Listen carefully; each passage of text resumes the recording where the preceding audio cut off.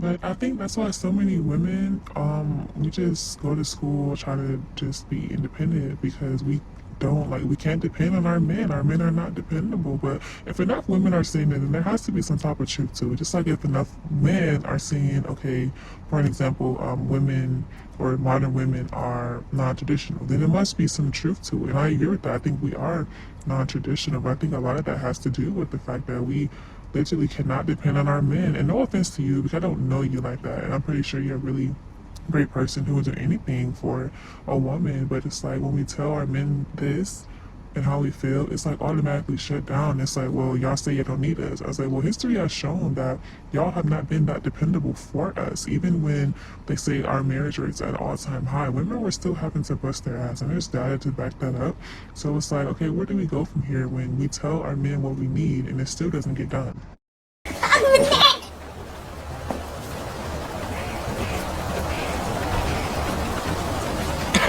Nigga. Don't you know how to come home? Where you been? I came for one thing. Whatever you can tell me about my real family. I don't know nothing about your real people. A name, number, anything? I said I don't know. Now come along, come on. I remember everything. Everything. You could have helped me, but instead you beat me to dust, and you? Well, I don't know what you're talking Yes, about. you do. I was 6 years old. Now you just listen. No, you listen to me. No, I think you done forgot. I think you forgot. I said listen to me. This is my time. You understand me? It don't matter what you tried to do. You couldn't destroy me. I'm still standing. I'm still strong. And I always will be.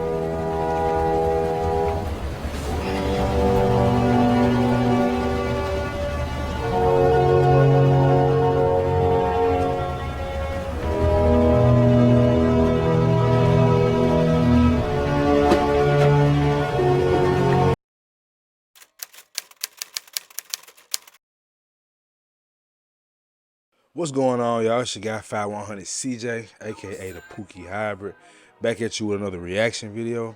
Before we get into all that though, I want y'all to make sure y'all go check out the 5100 podcast here on YouTube, Instagram, TikTok, the Twitter. We kind of everywhere, you dig what I'm saying? And we go live over there. We do reaction videos over there. And we do full-length podcasts. So make sure you check us out. Spotify, Apple, Google Play. Wherever you listen to podcasts, the 5100 podcast is there. Now, pretty sure the title has got some people thinking, what is he talking about now? Well, what I'm talking about is something that is very important.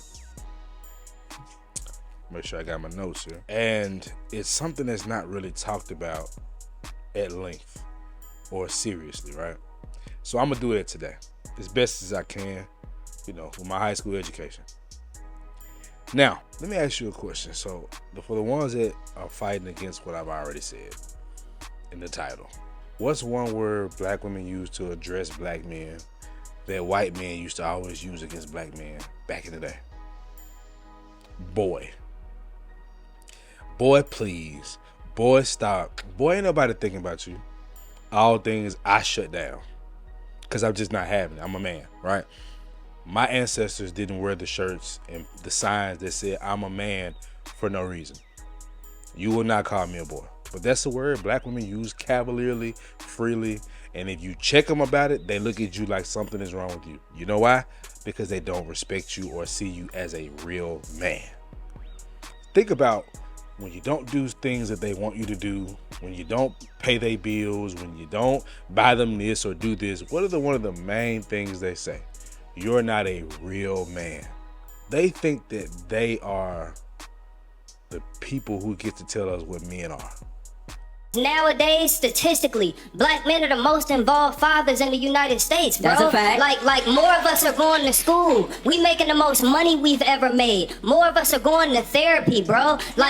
So to say like, what can we do? Like, bro, continue doing y'all thing. Continue making space for y'all. We making space for ourselves, fam. Like, we unpacking this shit. It always seems like no one's helping you. No one's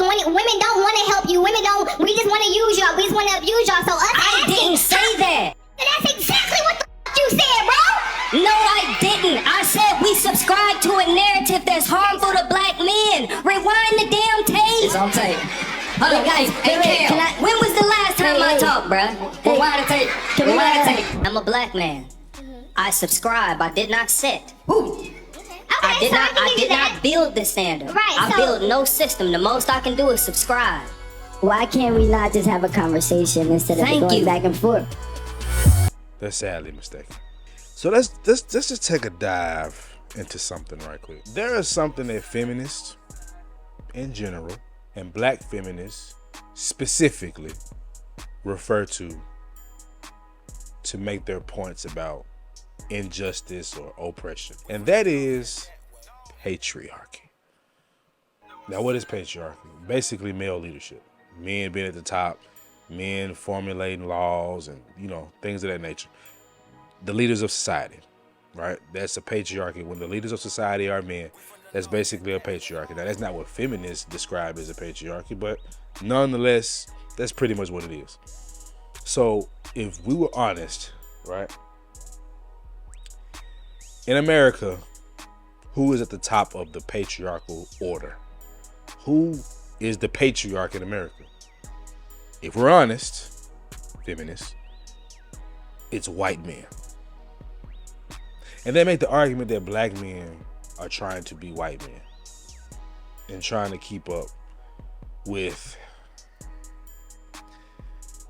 Lord have mercy, the status quo. But really we just want to be respected as men, right? A lot of times that's who we've been compared to as men, the white man. So that's what you see as a man? Okay, well, I can do those things too, right? And if the white man is the top of the patriarchal order, who is the direct threat, or who is more of a direct threat? Black men or black women? It shouldn't take you long. Black men. Because black women are no threat to the structure. They're not. They know that. Really, no woman is a threat to the structure. They know that, right? And as of recent, Latino men have become a threat to that structure. You see how the Republicans are reacting to that, right? Not saying I got a problem with Republicans, but they're the group of white men, I believe, that speak their mind truly more than I believe that Democrats do. But that's another conversation for another day. So, if we go back into history, we look at slavery, we look at the Willie Lynch letter. The object was to beat this boy down, have him strong in the body, but weak in the mind. And our mothers of that time went along with that because of the position that they were in. They were slaves, So I'm not going to beat a woman down for doing that. But what they did was they told the boys and the men to follow that white man's order. Don't get in trouble, please, so you won't have to die, right? And there were also times where their sons and daughters were sold off. Black men had to watch their sons and daughters be sold off, or he was sold off and had to leave his family, right? Traumatic stuff. So if you fast forward to when we were released from slavery, and let's just be clear, black men fought slavery the whole way. They don't tell that story enough. That's why I don't watch slavery movies or The Butler or Jim Crow, because it always shows us as weak and docile. Not the men that fought like Nat Turner, right? Denmark DC. I think I said his name right. Something like that. But yeah, see, I barely know, because it's not really taught to us. You got to look for the information. So, if that's the case, if we haven't been seen as men, we've been beat down to not be men. And when 1923, I believe, when we saw Tulsa, Oklahoma, the Black Wall Street be torn down when black men actually did build something, it was even more pushed into our women's mind that we can't be protectors, providers, structure builders, and foundations to a community, a healthy community. They showed them that once again. So fast forward, let's go to civil rights era, right? Where at first the fight was for just treatment, equal protection under the law. That's what black men and women fought for. And it seems as if we were together. Over 80% of us were married. But after that came the peace and love hippie movement. And free sex, woman, equality, equal rights for women, the women's suffrage movement, where you had feminists pushing for abortion laws, abortion rights, and you had women pushing to be able to be in the workforce in the same way that men were in the workforce, right? And white women were subjugated, at least that's what they said, right? Were subjugated to the power, dominance, and oppression of white men. And they convinced black women to join that movement. Now, I wanna be honest, I wanna be fair. I can understand a woman just saying like, okay, the top woman in America wants to be treated equally. And we're definitely not being treated equally if we're comparing ourselves to the white woman. But this is the funny thing. Black women always worked. Black women always could challenge their men. Black women would fight their men. And vice versa, true. But they weren't under any system of... What system did black men have?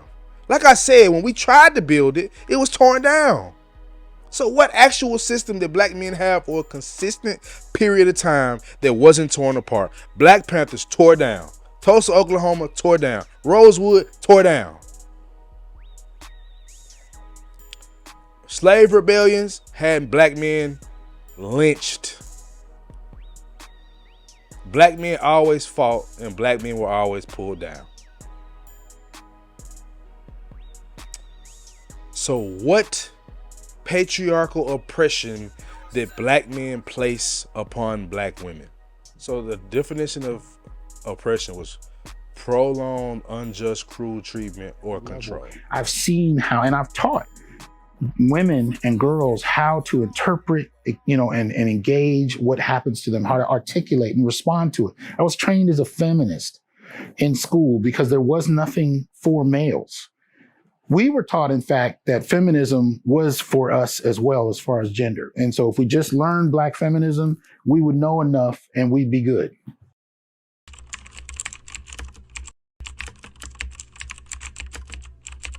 There have been ideas about Black boys and men that have become very popular, especially after slavery, right?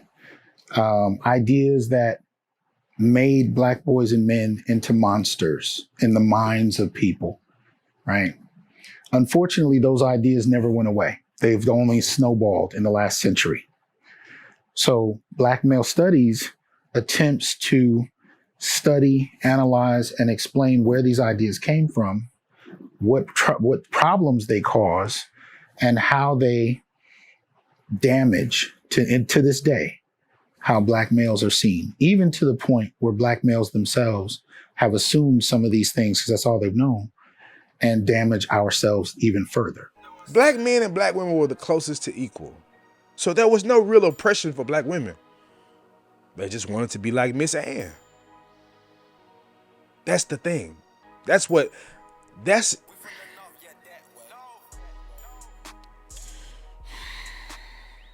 truth that nobody wants to say. They just wanted to be like their woman. And wanted to be like what they thought that woman was. Black women weren't experiencing that. We just were poor. And both of us were working. There were a few Black men that could sit their wives down and pay all the bills. There were very few. And could do it comfortably. Right? So let's fast forward now. We're going to go into Lyndon Johnson. Let's go into that. His era. Right? And we have Section 8. We have child support. we have no fault divorce. No fault divorce means you can break your family up for whatever reason. You just have to pay the cost, and you most likely as a woman will get child support, and some even got alimony. These are things that happened and are still happening. And everything starts with our community first. So Section 8 hit us the hardest, where they said literally, we like to play like this isn't the case, but they literally said, a man could not be in your home if you have this. And you will lose your home if I find a man there. What? What? And how many women made that decision because they wanted to control something? See, the idea is that, well, black men weren't able to provide, so, we had to take it because we weren't going to be able to live.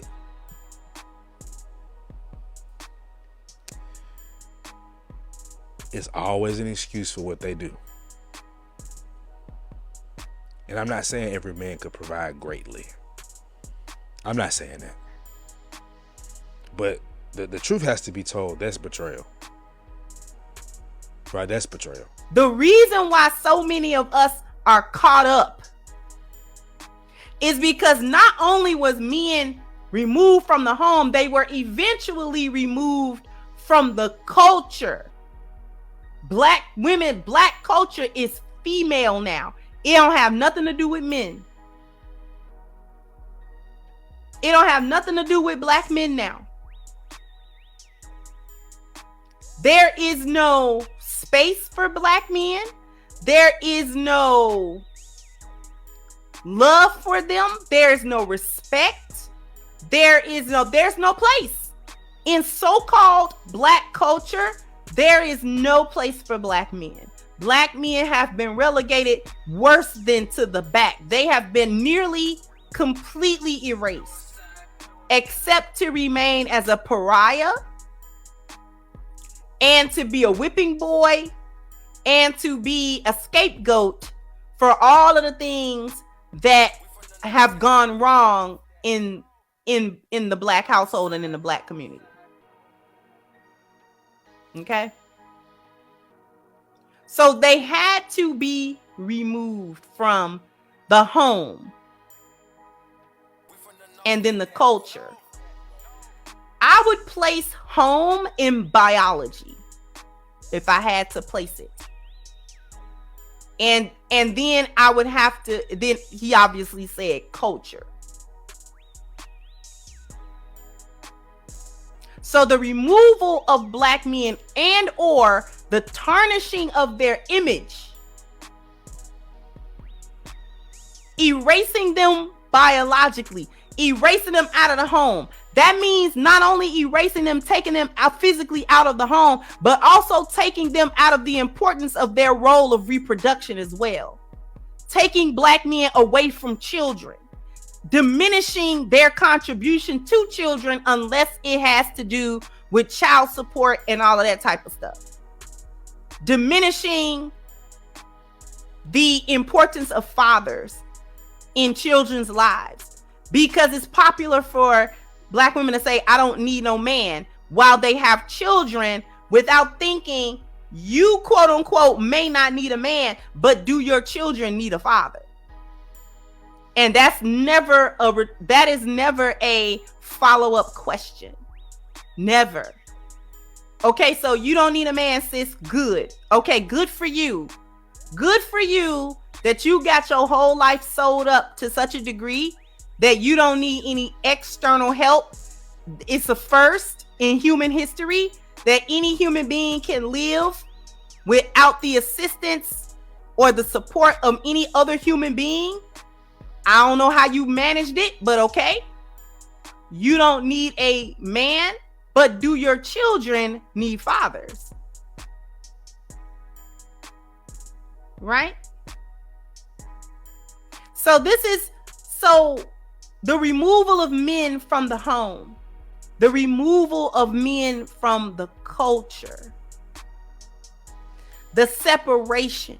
So Section 8 vouchers, WIC, food stamps, public health. If you do any of that as a black woman that has children by a black man, they're asking you to give him up, and they're going to try to find him if you can't even give him up. And they will find him. Well, a lot of times they do find him.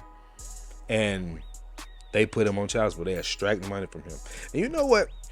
I keep telling people the worst part about child support isn't the money. It's the back pay that they assign you when they figure out, or you tell them how long you've been split. I went through it myself. A ridiculous amount. Like I didn't do nothing for my child. I've been there for my child from day one. That was used to break me. I'm not broken, but whew. I couldn't buy firearms for a while. I can't leave the country right now. And for what? Because I am because I'm no longer with the mother of my child. I'm penalized. It's a penalty for it. Not for them though. And they take advantage of it. So they can get food, clothing, money from you. They don't have to work. Honestly. They can get a nice amount of money from the government. They get bills written. Anyway, I'm not even finna go on all this shit. Whatever. And what's crazy about all of that is that they'll keep your kids away from you. And I didn't learn this until I went into that system, or was on my way in that system, that they'll keep the kids away from you because they know you'll say you haven't been able to see the children. And then the judge will ask you how many days a year did you spend with the child. And if you're honest, which I was, because I was telling him, I'm trying to fight for more, Your Honor, but only so and so and so and so. They'll hit you with that number, calculate the formula, percentages, and they'll hit you with a child support number. And you've been trying to see your kids the whole time. And we convinced ourselves that it's more likely that men don't love their children and care for their children, black men specifically. And then it is likely that a woman would take advantage of a system that will pay her, feed her, and house her. It's less likely that a woman won't take advantage of that, and more likely that men don't care about their children. That's crazy, bro. That's crazy. That's crazy. And I'm going to play this clip from Love Dorsey. And I'm going to get out of here because I could go on. I could definitely go on. But I'm going to wrap. So let's get into this Love Dorsey clip right quick. And before I do that, I want y'all to understand something, black men. This video is for you, black men. It's not for them. They'll see it, but it's for you. They don't want you to be a leader. Okay? I need you to be clear about that. They don't want men to lead. How many feminists have you heard say they're equal to you? A woman that thinks she's equal to you doesn't want you to lead. Now, she doesn't think that you're actually equal to her. But a woman that would talk that shit and say, I'm independent, don't need no man, which started from them getting benefits from the government. They started saying that then, almost 50 years ago. Well, yeah, 50 years ago. They started saying that then. They're still saying it today. They're changing their tune a little bit, but we know what it is. We grew up, a lot of us grew up hearing this our whole lives. I'm single, strong, and independent, and I don't need no man. They keep your kids from you and they ruin your kids. The stats show that single mothers raise the worst children because they're not designed to do it alone. They don't give a fuck. They said I can raise a boy to be a man. How is that respect for you? I never thought I'd say this, but yeah, they don't even realize that they are the right hand of white supremacy. They don't. They are working for them. That's the reality, bro. The sooner we start being real about this shit instead of running around trying to be a victim all the time and click up and make it look like something is being done to us, the quicker these children will get on track with being a better generation and breaking generational curses, unlike what we did. So busy being mad at a nigga, we will sit there and watch our children suffer while we get our ego and our emotions satisfied, while we tell a storyline on the internet to make ourselves feel better about whatever fucking is bothering us when it comes down to parenting. The sooner we get back to the real business at hand, the real assignment, which is making sure your child doesn't become a fucking statistic, making sure your child is well prepared for the world, making sure your child has management of emotion skills, conflict resolution skills, a plethora of resources within the family to be able to be a productive member of society, the sooner we can grow. The sooner we start understanding that child support payments are not more valuable than an actual physical man being a resource to your child in whatever way that he can be to the child, not what you feel like he should be, the sooner we'll get to actually breaking generational curses. The sooner we realize that systemic racism and a lot of shit that went on in our history is the reason why we think like this and are programmed like this, we can get down to the real business. The sooner we get off these motherfucking apps capping, trying to look a certain way and get down to business and start really parenting, is the sooner we'll see improvement within the character of these new generations. So, a big part of what stuck out to me was when she said, one, we need to start to understand that we'll break generational curses when we realize that we realize that men, and she's black, we know who she's talking about, that black men are more important than a child support payment. We'll start to see changes in structure in our kids' lives.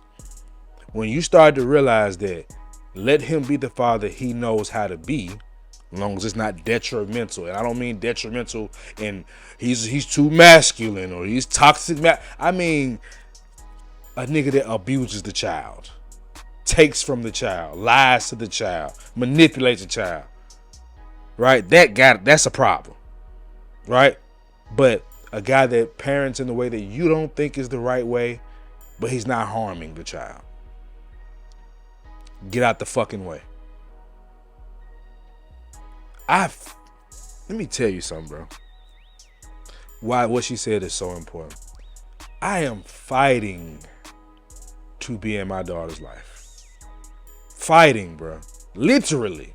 I just had a scuffle with her mom's fiance. Because he wants to cross lines that shouldn't be crossed, that she invites him to cross. He likes. I have been in court back to back. I have missed a year of my daughter's life because I care. You know what's funny? And I hate to admit this because I'm not the biggest fan of Obsidian, the guy that had a hand in creating the Manosphere. But I got to, when you're right, goddammit. He said, you know what? They don't hold any crime truly against quote unquote Pookie. And I push back on that because shit, I think they did against me. But when I think about it, the reason I call myself Pookie High because I'm not just an uneducated, idiotic, simplistic, barbaric, animalistic man. I got some sense.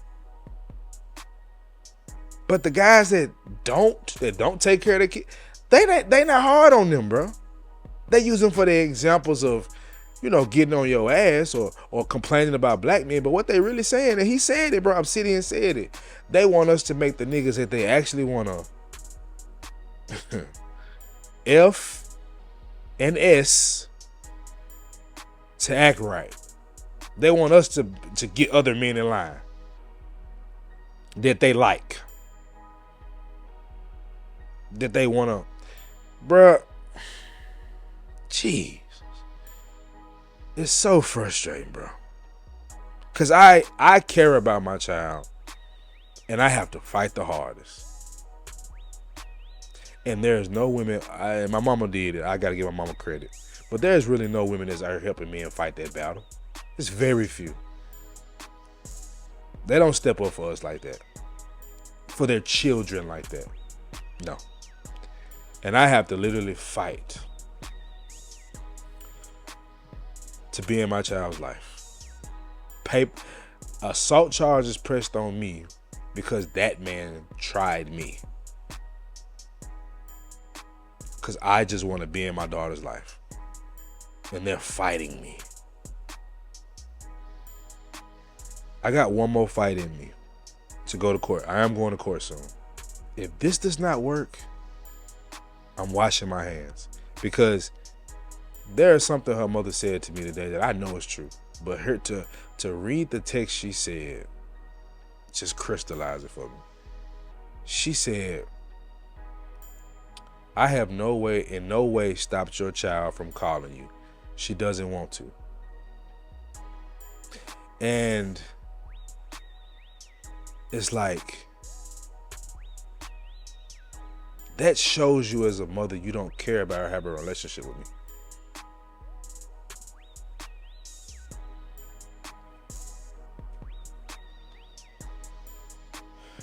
She doesn't want to. And I believe that to an extent. Because she has been brainwashing my daughter since we split. My daughter has told me some of the things she said. I just won't repeat it because I got to protect her. I don't know what her mama will do to her.